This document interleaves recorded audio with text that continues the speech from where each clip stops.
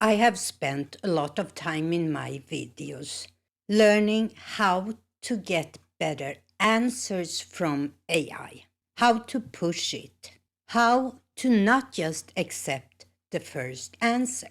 But there is something I have started noticing. Most people trying to fix the answer, while the real fix usually happens before the answer even exists. In my last video, I asked a simple question.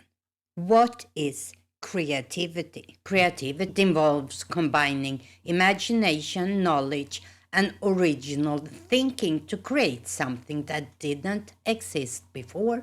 That is a good answer. It's clear, it's structured, and it's confident. And this is exactly the kind of questions people ask. So today I'm going to change that question. And instead I asked, can something be creative without anyone recognizing it? And its answer, yes. And in fact, a lot of creativity lives exactly there. And it also says creativity isn't defined by recognition. So the real split is creativity as an act doesn't require recognition. Creativity as impact usually does. Notice what's changed here with this type of question. I didn't ask for a definition. I gave AI something to work through. But then I went on and asked, when do we call something creative? And the answer is, at the basic level, two ingredients have to be there: originality and value or meaning. So creativity sits at the intersection of newness plus significance. And now, as you see, we are back again.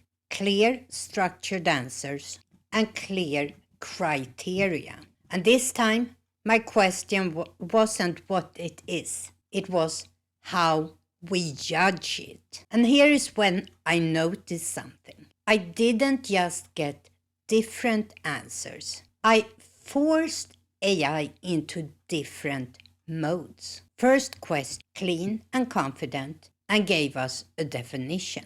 Second question was more open. And the third question, we were back to structure again in criteria. AI doesn't just give you answers. It takes your question and builds something that feels complete. By changing the type of question, I also created a different type of answer. The questions changed how the answers were built. So if your result feels flat, don't fix the answer. Fix the question, because that is where the answer is decided.